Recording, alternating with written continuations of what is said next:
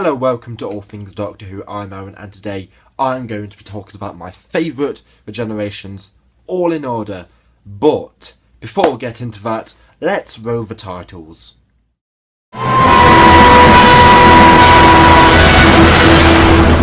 Since we have the upcoming regeneration from Peter Capaldi to Jodie Whittaker in Christmas, I thought we'd talk about my favourite regenerations, all in order, from number 15 to number 1. And this is including the 10th Doctor from the 10th Doctor. So this should be very fun. But unfortunately, the regenerations that never made the list are 6 to 7. Now, this is the 6th Doctor regeneration in Tom and Ronnie. Now, the reason this never made it, because the 6th Doctor didn't actually regenerate. It was Sylvester McCoy in a wig. Now, the reasons for this is because at the time, the BBC sacked Colin Baker because of viewing figures and because people never liked him and they weren't ready for his dark side of the Doctor. Even though I love the idea of his Doctor, people never liked it. So they said, you know what, you don't deserve a regeneration. You want too much. We're getting a new actor. We're putting a wig on him. And here's Sylvester McCoy. And Sylvester McCoy regenerated into Sylvester McCoy. And the next generation that never made a list is War Doctor to the 9th Doctor.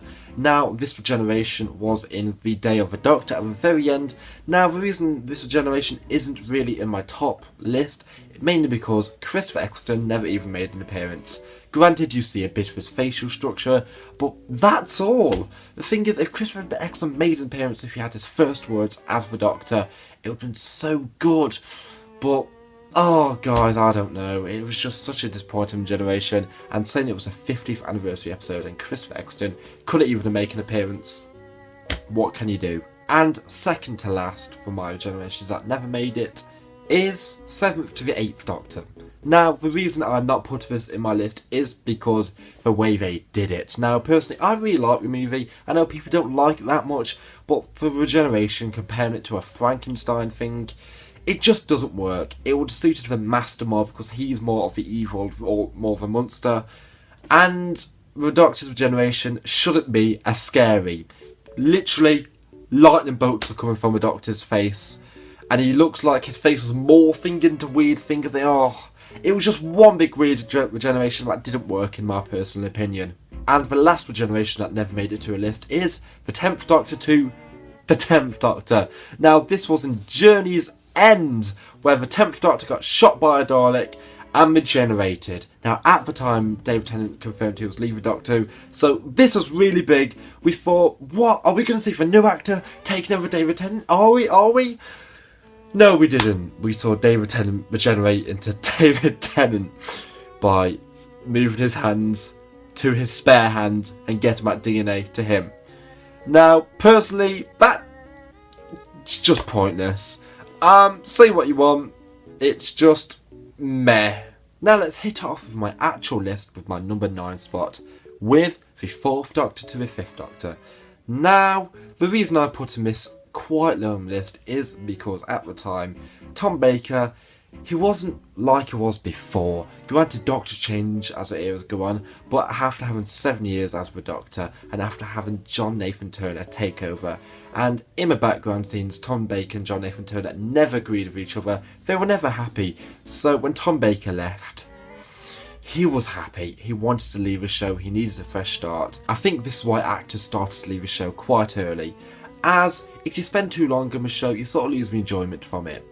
But the Doctor's final lines before he regenerates, this is the end, but the moment had been prepared for.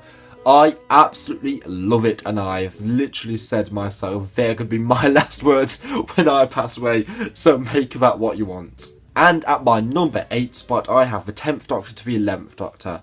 Now, this is going to cause a lot of controversy because this is a really popular generation, but personally, I'm not a big fan of it. I feel like it's sad, yes, because David Tennant didn't actually want to leave the show, and when he said, I don't want to go, it basically was the opposite of Anulzi, which means let's go. And it was sad in that sense, but it's a bit different of a Doctor because the way he acted, it's just not the Doctor the way it was. Granted, I can understand that Doctor is vain, I can completely understand that, but something about this generation just doesn't work for me. Granted, it's still emotional in senses, but that's why it's at my number 8. Now at my number 7 spot we have the second Doctor to third Doctor. Now this episode was for War Games, and the way the second Doctor generated was with the Time Lords forcing him to change after they capture him from escaping Gallifrey. Now I really like this regeneration. It's one of the mind trippiest regenerations, and Troughton's last words, oh my, they're hilarious, they really are. Stop it, you're making me giddy! No! You can't do this to me! Seriously, first appearance of Time Lord, they force the Doctor to regenerate. It's terrible, it really is. At our number 6 spot, we have the 11th Doctor to the 12th Doctor. Now, this regeneration I'm putting at number 6, it's starting to get good because I really like this generation. Personally, Matt Smith's final words are fantastic, when he will always remember when the Doctor was him. And I think that was a bit as Matt Smith coming out at the same time. And I really like the change between Matt Smith and Peter Capaldi. And Matt Smith is gone when he drops his bow tie on the TARDIS console floor. And this is when Peter Capaldi is about to come in. So that is my number 6. At my number 5 spot, we have the first Doctor to the second Doctor. Now this episode was in the 10th planet, episode 4, which is unfortunately missing, but we have an animated reconstruction, which is absolutely amazing. But this regeneration, in my opinion, I love it. I really love this generation, but the reason that it's number 5 is because of the regeneration of the Doctor himself. Because granted, the Doctor shows signs of his body wearing a bit thin earlier on in the episode, as in real life, William Hartnell was ill. He couldn't film scenes like he wanted to, and they needed to right away to take him out of the show. And in a way, this is heartbreaking, because if you really think about it, and if you've seen Adventure in Time and Space, William Hartnell loved being the Doctor, and he didn't want to leave, so he was forced out to leave his show because of illness, and it's heartbreaking to see this. And the simple transaction of Patrick Troughton, it's magical, it's a life-changing moment for Doctor Who, and this is one of the best moments in Doctor Who's history. At number 4, we have the 8th Doctor to the War Doctor. Now, this was in the Night of the Doctor, the little mini episode that you can find on YouTube, which is actually awesome. And this has the return of the 8th Doctor, which I love. Now, in this, the Doctor is forced to regenerate to save Gallifrey and to save his friends, because Gallifrey needs a warrior. And the 8th Doctor was not a warrior. And doing this, seriously, the 8th Doctor was brilliant. His final words, making Big Finish canon. It's so much like the 8th Doctor, and after listening so much to his audios, it makes me adore this regeneration, because honestly, the 8th Doctor is fantastic, and the first appearance of John Hurt's War Doctor, it's great. At my number 3 spot, we are getting into good stuff right now, is the 5th Doctor to his 6th Doctor. Now, I'm putting this episode on at number 3, is because it's brilliant. This episode is called The Caves of Androzani, episode 4, where the Doctor sacrifices himself and gives his companion the antidote to cure the illness inside him and Perry instead of himself. Now, this is the Doctor. Pete Davidson's acting is really brilliant, and he's acting his heart away. I adore Pete Davidson in this scene, and the fact that the Doctor's given this medicine to somebody he's just known for one story is beautiful, and I absolutely love the 5th Doctor for that, and it makes it so emotional and absolutely brilliant. But it's a shame that Dakota Bryant or Perry's cleavage gets away with this shot, and don't get me wrong, I don't mind looking, I like looking, it's not a bad thing to see, but when you see Peter Davison acting his heart out, it's quite funny. Now at my number 2 spot, this was a difficult one to pick, because I love these last 2 generations to bits. These are my ultimate favourite ones, and it's just so difficult. I took like 10 minutes just picking this one, no, this one, and this one, and this one.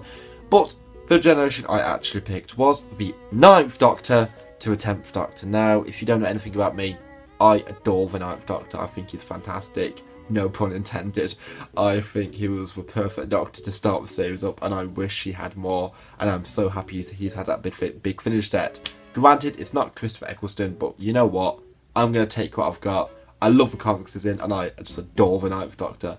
So here's the generation when he accepts his death, when he takes the time vortex from Rose, saves her, and just accepts it.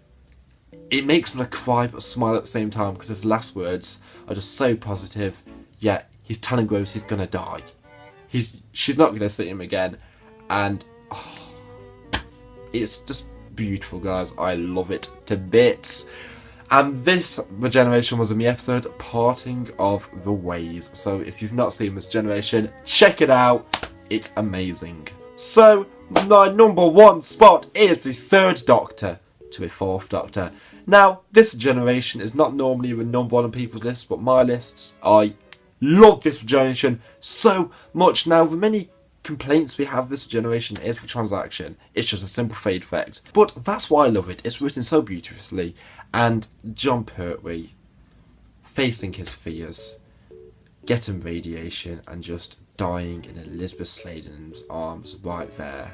Or Sarah Jane's. It's heartbreaking. His last words, "A tear, Sarah Jane? Now, don't cry. While there's life, there is..." Absolutely heartbreaking, guys. I cry at this Regeneration still. I always cry at it. And it's the fact that all these actors in this room are basically no longer around. Nicholas Courtney's passed away. Elizabeth Sladen's passed away. John Pertwee's passed away. It's heartbreaking. It really is.